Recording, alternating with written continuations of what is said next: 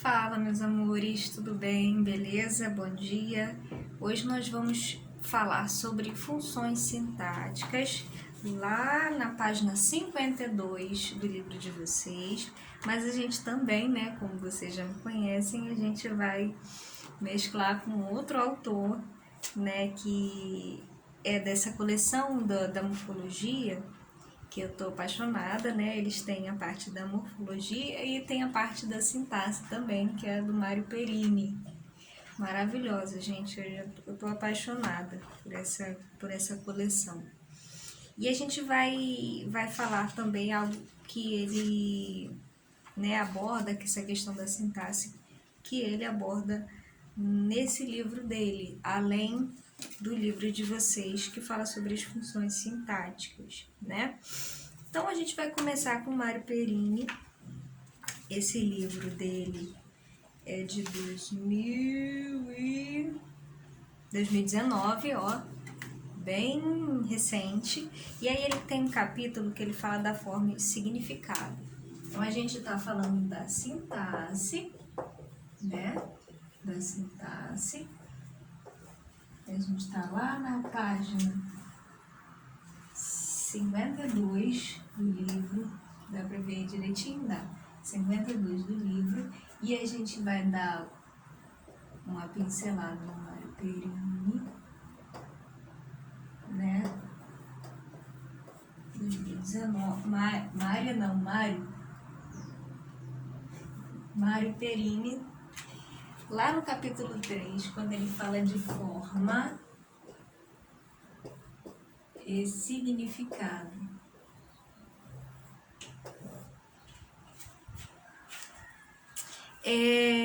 As orações têm uma face formal e uma face semântica. Então, as orações, ele começa falando, as orações têm uma face formal e uma face semântica, como nós vimos, né? As orações têm uma face formal e uma face semântica. Essa é uma distinção a ser levada em conta a cada passo ao se estudar a sintaxe. Relembrando, chamamos de formais as regras e outras afirmações que descrevem a maneira como se organizam os elementos diferentemente perceptíveis pelo som ou pela representação gráfica, e mesmo pela representação tátil, como, por exemplo, ele fala do alfabeto em braille, né? Ou ainda por gestos como as libras. O que importa é serem sensorialmente perceptíveis. Então, em relacionado à forma, né? Os formais dizem respeito, os aspectos formais, a face formal diz respeito às regras, né? As regras e outras afirmações que descrevem a maneira como se organizam esses elementos, né? Já os aspectos semânticos, né, são os elementos que depreendemos, que nós mesmos depreendemos e representamos mentalmente. Nós depreendemos e representamos na nossa cabeça.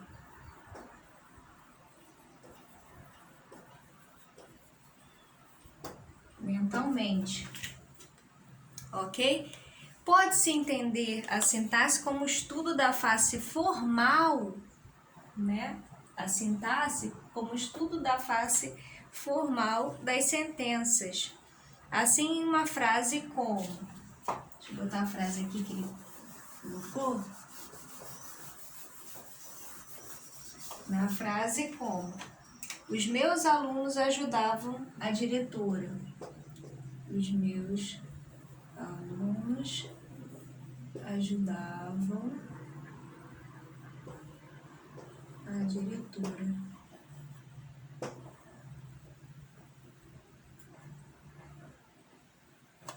Os meus alunos ajudavam a diretora. Dizemos que o sujeito né? O sujeito, os meus alunos, vem antes do verbo, não é isso? Que o verbo concorda com o sujeito, ajudavam, e não ajudava ou ajudávamos, né? Que o artigo os concorda com o núcleo do sintagma nominal alunos. Então, ele fala assim, nos meus alunos dizemos que o sujeito, né?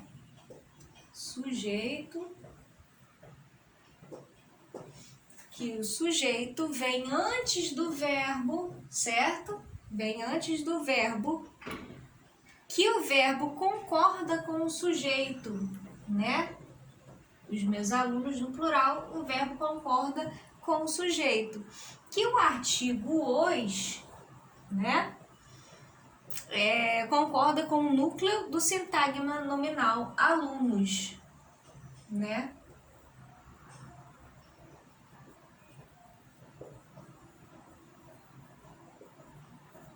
O os aqui determinando o plural de alunos, né? Que podem ser verificados, né? Esses são fatos formais. O que a gente analisa aqui, né? São os fatos formais.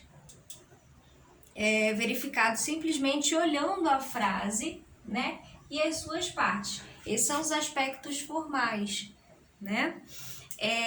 As definições de sintaxe encontradas na literatura costumam enfatizar o aspecto formal, em geral de maneira implícita. Assim, a sintaxe seria, né, o ramo da gramática que trata da organização das palavras. Então, a sintaxe seria o ramo da gramática para a gente conceituar aqui, né? O que seria a sintaxe? O ramo da gramática. E ele fala que trata da organização das palavras em estruturas maiores. E trata da organização das palavras em estruturas maiores, né? Em estruturas maiores, em particular em sentenças, equivalentemente, o estudo da estrutura da sentença. Termo tradicional para o estudo das regras, né? Regras que regem a maneira como as palavras se combinam para formar as sentenças de uma língua. Aí depois ele fala, é interessante notar que essas definições não limitam a sintaxe exclusivamente aos aspectos formais, né? Por exemplo, Cristal fala apenas da maneira como as palavras se combinam para formar sentença, sem explicitar que tipos de regras realizam essa tarefa.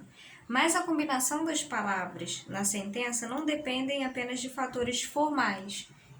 Há também correlações semânticas.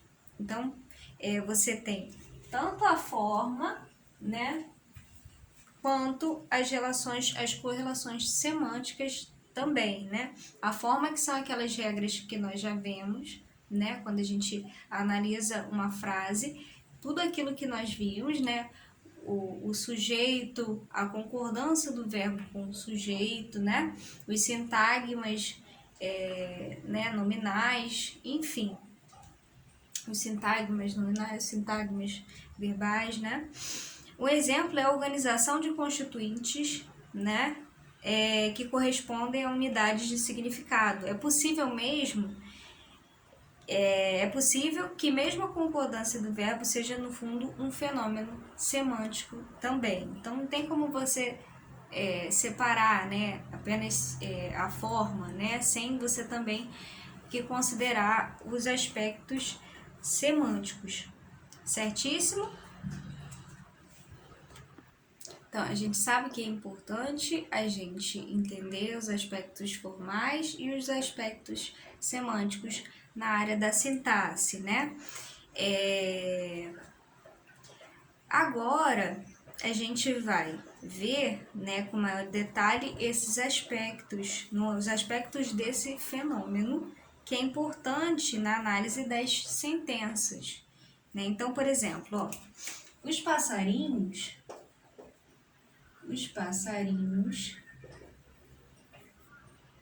atacaram a cobra. Os passarinhos atacaram a cobra. A gente pode observar nessa frase alguns aspectos formais, né? Quais os aspectos formais que a gente pode observar nessa frase aqui, né? Primeiro, o constituinte os passarinhos aparece em primeiro lugar aqui, né? Os passarinhos aparecem em primeiro lugar, logo antes do verbo, certo? O constituinte a cobra, né, já que aparece depois do verbo, né, ele assume um papel de objeto, né, porque aparece depois do verbo, né? Esses são os aspectos formais, né? O verbo concorda em número e pessoa com o constituinte os passarinhos. Então, primeiro, né? O constituinte os passarinhos está antes do verbo. O verbo concorda, né?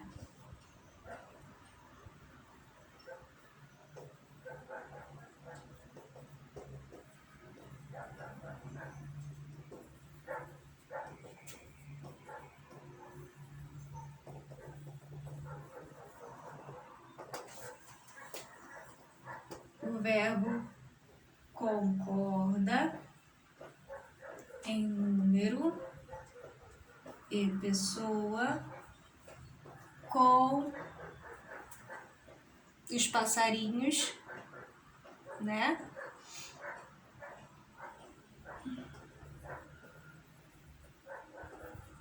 Com os passarinhos. E o constituinte cobra aparece depois do verbo.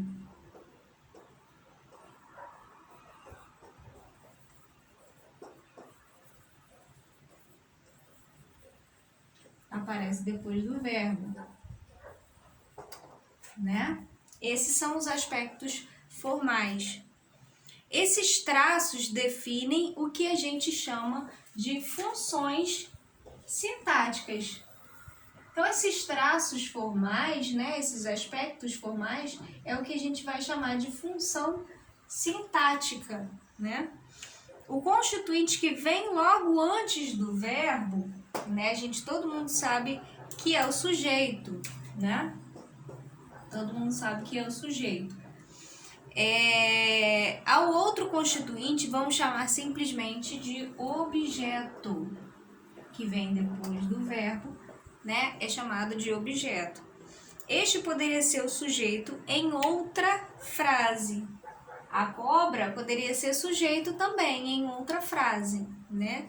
Se ela tivesse numa posição diferente, se ela tivesse nessa posição, né? Nessa posição antes do verbo, né? Estou falando dos aspectos formais. Logo, nós teríamos a cobra atacou os passarinhos. Mas aí a gente teria que mudar também o verbo, né? Nesse caso, a concordância tem que mudar, porque cobra está no singular, certo? A cobra atacou os passarinhos. Como a gente pode ver, as funções sintáticas são parte do aspecto formal da sentença. Agora, nós também temos as funções semânticas. Nessa mesma sentença analisada, né, os passarinhos atacaram a cobra, que aspectos semânticos a gente pode colocar aqui, né? Deixa eu colocar aqui os aspectos semânticos. Aqui embaixo. O constituinte passarinhos indica a entidade que pratica a ação denotada pelo verbo. Então, o constituinte passarinhos, né, os passarinhos, indica a entidade que pratica a entidade, né, que pratica a ação denotada pelo verbo, né?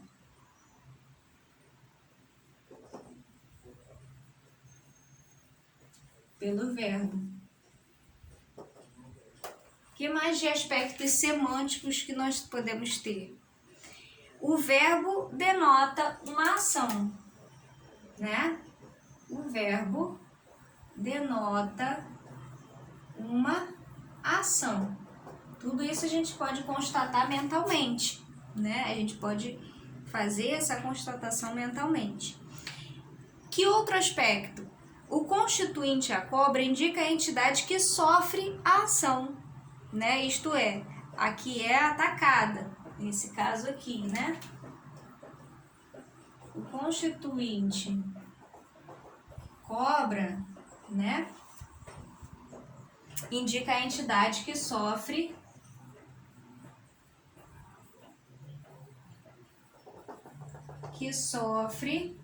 a ação. Ok? Para usar esses termos técnicos, diremos que em passarinhos, né? Um termo técnico é o agente, certo? E a cobra seria o paciente, né? São termos definidos semanticamente, né? Isso tá no campo da semântica. Então, passarinho seria o agente e cobra seria o termo paciente, né? Agente é a função semântica da entidade que pratica a ação e paciente, né, é a entidade que sofre a ação. Ok, até aí, gente, beleza? Então, a gente vai falar de funções e classes. Funções e classes. Certo? Então, nós vimos as funções sintáticas, né?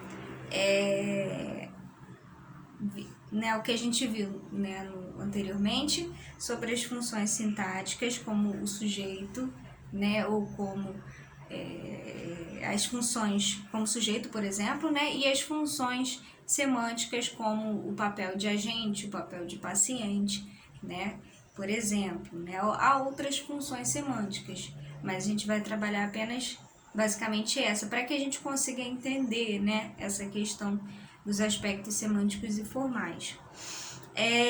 Agora a gente vai ver a noção de função, tá? A noção de função. E na sequência, né, a gente vai examinar as funções e as classes, né, que é uma outra noção fundamental da análise linguística. As funções, né, e segundo Perini, as funções têm uma característica em comum, que é muito importante. São relações entre dois ou mais elementos presentes em uma mesma sentença. Então, função, né, seriam as relações entre dois ou mais elementos, né, dois ou mais elementos presentes em uma mesma sentença.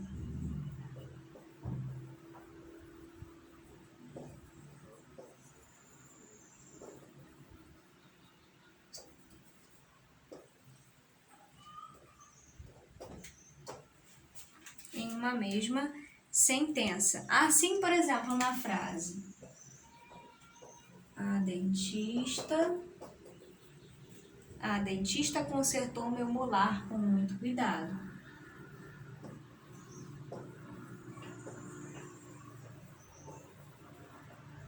Com muito cuidado.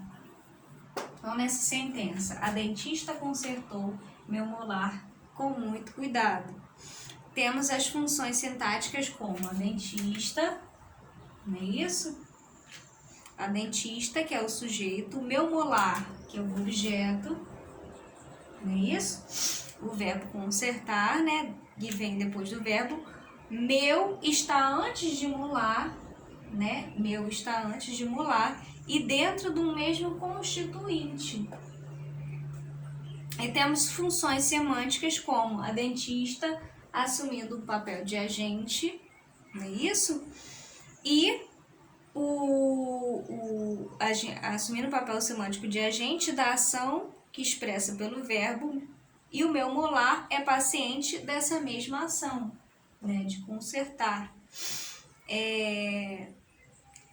De qualquer maneira, é importante observar que uma função só faz sentido no contexto. Não se pode dizer que dentista é agente e pronto, né? Ou que é sujeito e pronto, né? Ela está dentro desse contexto assumindo essa função. Esse sintagma é agente e sujeito na frase, mas poderia ter outra função sintática e papel semântico, como em o barulho atrapalhou a dentista em seu trabalho. Então dá pra gente perceber que não tem como a gente, esse termo aqui, né, ser considerado sempre agente ou sempre sujeito. A gente define isso e pronto. Não. Se você tivesse uma outra ocasião, que você tivesse essa mesma sentença em uma posição diferente, né, como por exemplo, o barulho atrapalhou a dentista em seu trabalho, onde a dentista é objeto, né, ela já vira paciente no caso. Então, a gente pode estabelecer o seguinte princípio que vai ser importante para nós. Uma função se define em relação a um contexto, tá? Só para a gente fechar aqui, né? Uma função se define